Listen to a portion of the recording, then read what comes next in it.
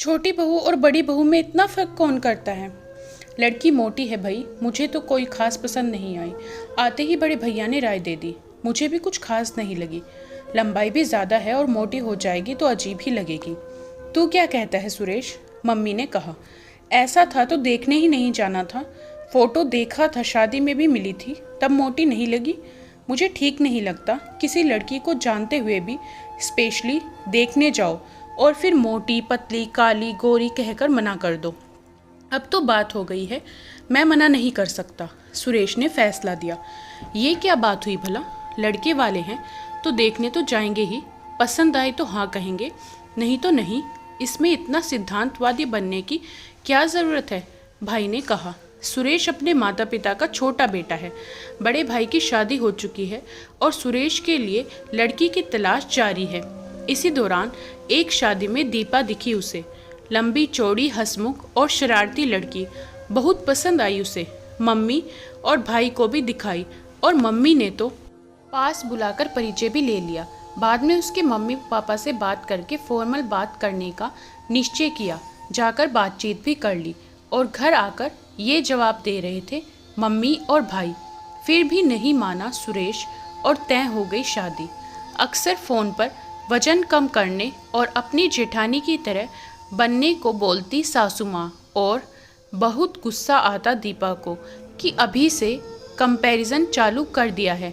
फिर ये सोचकर रह जाती कि हो सकता है अपने ही मोटापे से परेशान है। पर जब शादी करके गई तो जेठानी को देखकर सब समझ गई। दुबली पतली 35-40 किलो की जेठानी को देखा तो देखती ही रह गई दीपा। एकदम छोटी बच्ची जैसी लग रही थी।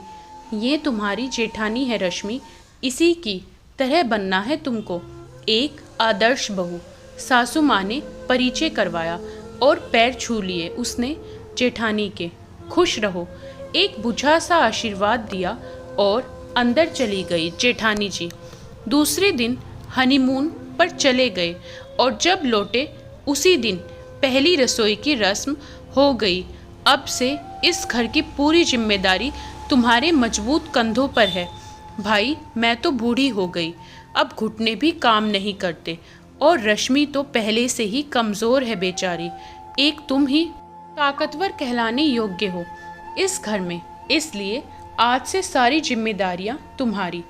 जेठानी की ओर देख मुस्कुराते हुए बोली सासू माँ। जी पर मैं तो नई हूँ अभी, इतनी बड़ी जिम्मेदारी कैसे ले सकती हूँ? संकोचवश पूछा दीपा ने। तो हम किस लिए हैं? सब सिखा देंगे, महीने भर में पूरी ट्रेनिंग दे देंगे। क्यों रश्मि? जेठानी जी की ओर आंख मटकाते हुए बोली सासू माँ। हाँ, धीरे धीरे सब सीख जाओगी। अपनी सुई की नोक जैसी आवाज़ में धीरे से बोली जेठानी जी। अगले ही दिन ये क्या गंदा कर रखा है? झाड़ू पोछा नहीं हुआ अभी तक? भुनभुनाते हुए कमरे से निकले भाई साहब। हाँ मम्मी जी, आज मीना नहीं आई अभी तक, 10 बज गए हैं। खाना बनाते बनाते पूछा दीपा ने। क्यों भाई, मीना क्यों आएगी जब तुमने पूरे घर की जिम्मेदारी ली है? अब से ये सब तुम्हें ही करना है। सासू माँ तो चल दी फरमान सुनाकर। चलो कोई बात नहीं, झाड़ू पोछा बर्तन और खाना बनाना इतना ही तो है। वैसे भी मम्मी कहती हैं काम करने से कोई नहीं मरता। चल दीपा, शुरू हो जा। खुद को तैयार किया और उठा ली जिम्मेदारियां अपने मजबूत कंधों पर। अब रोज़ यही होता। सासू माँ और जेठानी उनके कमरे में बैठ गॉसिप करती और दीपा काम करती। उस पर थोड़ी सी मिस्टेक या देर होने पर सासू माँ और भाई साहब के व्यंग बाण भी सुनने पड़ते, जो यहाँ से निकलकर सीधे मायके जाते थे। फिर मोटापा तो था ही, जो भी पहनती मोटी लग रही हो, ये साड़ी रश्मि को दे दो, उस पर अच्छी लगेगी कहकर मूड खराब कर देती सासू माँ। चुप रहती दीपा, पर धीरे धीरे नज़र आने लगा था सुरेश को। शादी को महीना भर भी हुआ था, इसलिए चाहकर भी नहीं बोल पा रहा था वो। पर दीपा की दिन ब दिन गिरती सेहत और गायब होती हंसी परेशान कर रहे थे उसे, क्योंकि रोज रोज सुनकर कहीं न कहीं उसे भी महसूस होने लगा था कि मोटी है वो, और इस चक्कर में एक टाइम खाना भी बंद कर दिया था उसने। आखिर एक दिन पूछा मम्मी से, क्या है ये सब, सारे काम दीपा ही क्यों करती है और बाई भी बंद कर दी है? तो क्या हुआ, इतनी मोटी तो है, घर के काम भी नहीं कर सकती, आराम करेगी तो ज़्यादा मोटी हो जाएगी, फिर जचेगी भी नहीं तेरे साथ, इसलिए उसके फ़ायदे के लिए ही करवा रही हूँ सब। मम्मी ने सफाई दी, ऐसे घर के काम करने से पतले होते तो पहले तुम्हें करना चाहिए मम्मी, और वो मोटी नहीं है, लंबी चौड़ी है, इसलिए ऐसा लगता है, और इससे दुबली तो वो चाहकर भी नहीं दिख सकती। अच्छा होगा आप भाभी से तुलना करना बंद कर दें उसकी और मदद करें, चिढ़कर बोला सुरेश। हाँ, अब अपनी मम्मी से काम करवाएगा, देखता नहीं घुटनों में तकलीफ है, और तेरी भाभी बेचारी दुबली पतली और कमज़ोर है, अभी बीमार हो गई तो बच्चा भी छोटा है अभी, मम्मी ने जवाब दिया। हाँ भाई, जितना खाए उतना पचाना भी चाहिए, अब इतना बड़ा शरीर है, थोड़ा हिल-डुल लेगी तो कोई नुकसान नहीं हो जाएगा, भाई का तर्क था। हाँ, आपकी बात भी सही है, बहस नहीं करना चाहता था, इसलिए चला गया सुरेश।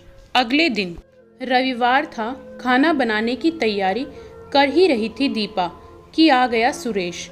आज खाना मत बनाओ, हम बाहर जा रहे हैं, और सफाई भी मत करो, मैं वैक्यूम क्लीनर लाया हूँ, ऑफिस के लिए वो चेक करना है, सब जा रहे हैं।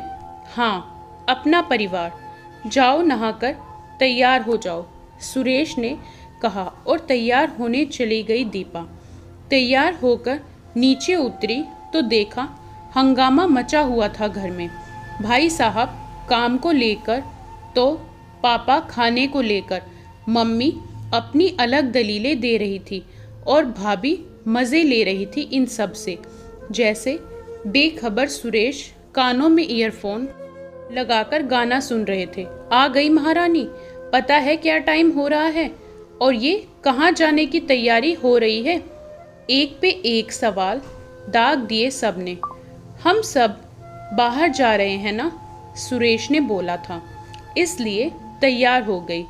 डरते डरते बोली दीपा, हम सब नहीं, हम दोनों जा रहे हैं, सुरेश ने कहा।